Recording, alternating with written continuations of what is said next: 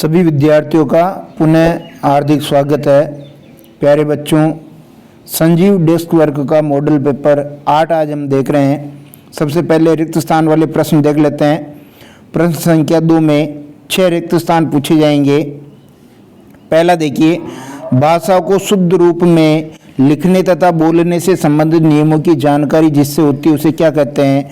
आप जानते हैं, उसे व्याकरण कहते हैं। क्या कहते हैं? व्याकरण। भाषा के मौखिक रूप को अंकित करने के लिए जो चिन्ह बने होते हैं, ध्वनि चिन्ह होते हैं, उन्हें क्या कहते हैं? उन्हें लिपि कहते हैं। फिर तीसरा प्रश्न देखिए, अरे ये बालक शेर है, यानी बालक की विशेषता शेर से बताई बहादुर है, इसलिए यहाँ पर जो शब्द शक्ति हो जाएगी लक्षणा शब्द शक्ति हो जाएगी। जहाँ पर शब्द का मुख्य अर्थ या लोक प्रचलित सामान्य अर्थ प्रकट होता है वहाँ पर कौन सी शब्द शक्ति होती है? अभिधा शब्द शक्ति होती है, जिसका वाच्यार्थ होता है, मुख्यार्थ होता है। शरारती बच्चे की तरह, यहाँ की तरह शब्द आ रहा है, सा सम सरिस की तरह जैसे, ये सब उपमा अलंकार में होते हैं।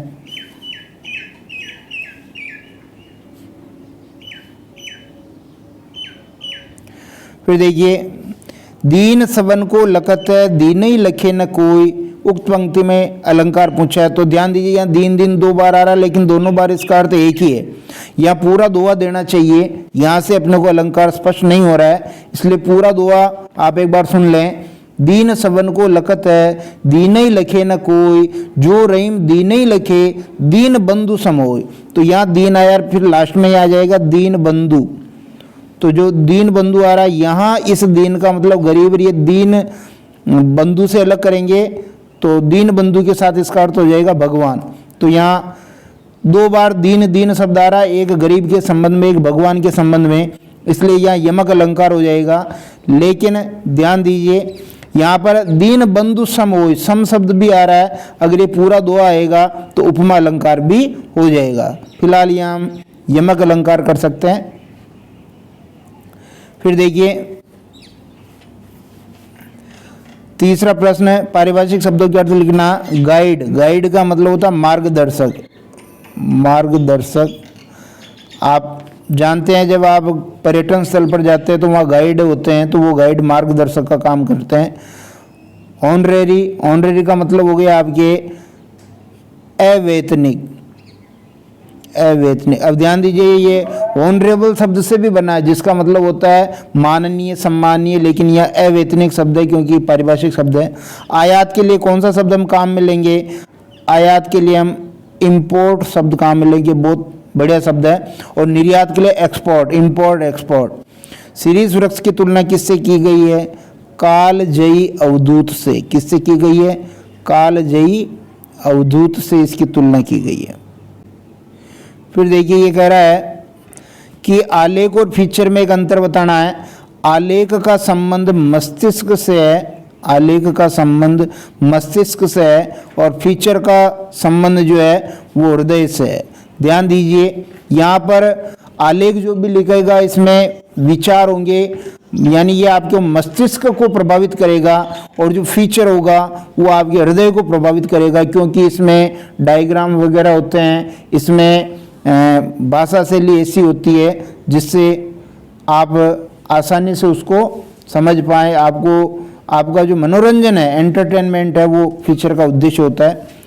यशोधर बाबू के गुरु कौन होते हैं? यशोधर बाबू के गुरु किशनदा होते हैं। पूरा नाम लिखेंगे तो कृष्णानंद पांडे। यशोधर बाबू के साथ घर वाले कैसा व्यवहार करते हैं? ये पराये जैसा व्यवहार करते हैं, पराये जैसा व्यवहार करते हैं, क्योंकि उनके बीच में वैचारिक मतभेद है, इसलिए परायों जैसा उनके साथ व्यवहार वो करते हैं, बनती नहीं है उनके। फिर देखिए, दादा ने मन मारकर लेखक को स्कूल भेजने के संबंध में दत्ताजी राव से क्या कहा? तो उन्होंने कहा कि कल से मैं स्कूल भेज दूंगा, कल से स्कूल भेज दूंगा, कल से स्कूल भेज दूंगा। देखते हैं, देखिए एक आध वर्ष में अगर सुधार हो जाएगा तो ठीक, नहीं तो वापस छुड़ा दूंगा। लेखक की माँ ने जंगली सुअर किसके लिए प्रयुक्त किया है? ये लेखक के पिता के लिए, लेखक के पिता के लिए, लेखक के पिता के लिए या अपने पति के लिए भी कर सकते हैं। अपने पति के लिए भी ये प्रयुक्त किया है। जूझ पाठ के आधार पर बताइए कि लेखक की माँ की उदासी का क्या कारण था। उदासी का वही कारण था कि एक तो जो उसकी माँ का पति यानी लेखक का पिता और उसकी माँ का जो पति है वह एक तो लेखक को पढ़ा नहीं रहा था, लेखक को पढ़ा नहीं रहा था और वो मारता पीटता बहुत था, तो कोई बात मानता नहीं था और डराता धमकाता था, इसलिए उसकी माँ उदास थी। फिर देखिए शमशेर बहादुर सिंह की किन्हीं दो रचनाओं के नाम लिखने हैं तो बिल्कुल लिख सकते हैं। एक तो है कुछ कविताएं और बात बोलेगी, बहुत सारी है उसमें आप ये लिख लें, कुछ कविताएं बात बोलेगी। अंतिम प्रश्न, हजारी प्रसाद द्विवेदी का जन्म कब और कहाँ हुआ? तो हजारी प्रसाद द्विवेदी का जन्म 1907 ईस्वी में। कब? 1907 ईस्वी में बलिया जिला उत्तर प्रदेश में इनका जन्म हुआ। ठीक है, बहुत बहुत धन्यवाद।